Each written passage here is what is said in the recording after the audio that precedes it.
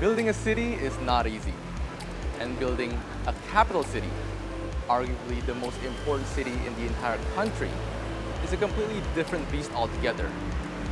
The Indonesian government has never built a city from the ground up before, so with the new capital city of Nusantara, there presents a unique challenge. What opportunities are there in building a city from the ground up?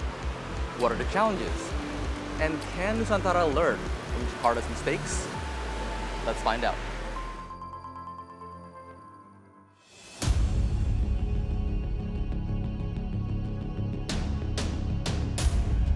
Throughout its long and storied history, numerous hands have shaped Jakarta's construction, and thus, the city as we see it today seems cobbled together with very little cohesion.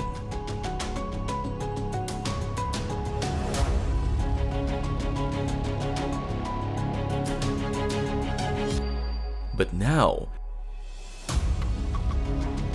as a new capital city is being built from the ground up, the vision of the ideal urban metropolis may yet be realized. Today, I'm having a chat with Sofyan Sibarani, founder and managing director of Urban Plus, the studio responsible for the design and master plan of Nusantara, to learn more about what kind of city they've envisioned for the new capital. So first of all, I want to know, in your opinion, what makes a good city?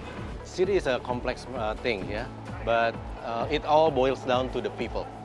So a good city should be a good place for people to live, work, and play and learn.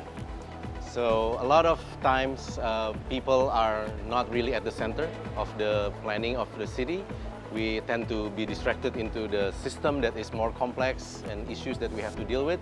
But bottom line is the people. So how does Urban Plus's design ensure that Ikayan has those people-centric aspects? So when we started the Ikayan through the competition, one of our key ideas is Nagara Rimba Nusa, a city that is situated in the forest and in the shape of the archipelago. So at the heart of that is the people that live in it.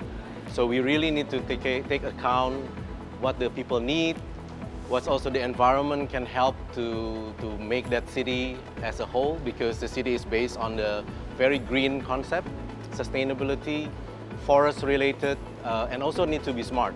And conversely, where there are opportunities, there are also challenges. What do those challenges look like when designing and building Ikayan? The challenges that we have right now is how to create a critical mass, that people at certain scale will be able to create certain vibrancy of the city, that feels that the city is not empty. A lot of the capital city in the world, in the very beginning, it felt empty and it felt like a ghost town. So that's the kind of challenges that we are facing. So it's interesting that you said that a city's identity needs to develop over time. So how do you ensure that that process happens successfully through your design? So you need to create places for activity to happen. Unlike, again, the learning lesson from the other city, sometimes we don't have those space because the city is already overpopulated. We don't have plaza, we don't have parks, we don't have street that is well managed. So we create those places first. But again, there is another part which is the software. How to orchestrate all this activity together. We need certain level of management of the town that can allow events to happen, that can allow public transport system to take place so people can take buses from one place to another. They can take bridges like this to get to the places. So we prepare those, but the software needs to work too, which is something that not entirely up to our plan. Before designing Nusantara, Urban Plus already had its fingerprints all over Jakarta, including this multi-purpose crossing bridge in Dukuh Atas that connects 5 different public transportation stations.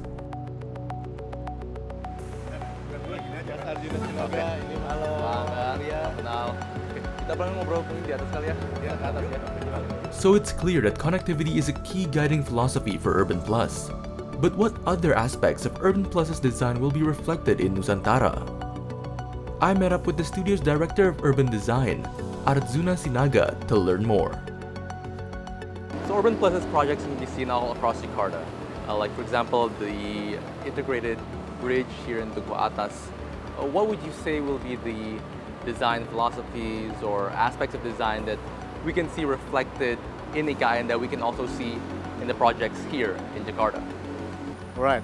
So basically, we want to bring the DNA of connector and also integrator. Like this jembatan penyeberangan multiguna, which is JPM in Indonesia by MIT JAIC. So actually, one of the infrastructure that can connect different points, different stations, different places, and also integrate a various of social layer and also institution layer in Jakarta. So how to bring people to easily move around and also connecting people and also connecting institution. And that become the very basic platform and very basic foundation for Jakarta city to grow.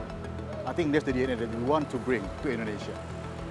So of course with IKN, there's lots of other stakeholders involved, not just Urban Plus. So what do you think needs to go right after the designing phase to ensure that IKN can be the city that it needs to be?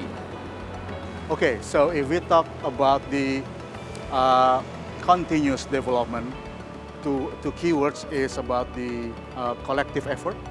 We have to realize that actually it has to be done by a lot of parties, a lot of authorities, a lot of institutions. Second thing is continuous, because building a city is not happening in one night.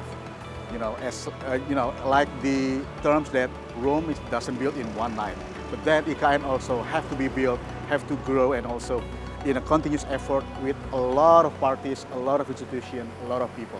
So I think what we are trying to do is layering the very basic platform, a very basic foundation, and everyone, all of Indonesian people, all of the institutions, the government, the private sector, everyone have to be chipped in and have to also put effort on top of it. A city is more than just buildings. It's a living, breathing organism built around the people who live within it. So building Nusantara won't be easy, even with the proper planning. Building a city from scratch provides many opportunities to create the ideal city, but it also comes with just as many risks. Will IKN become the capital city Jakarta couldn't be? Only time will tell. Arya Siddhartha and Reza Anindita for City Today.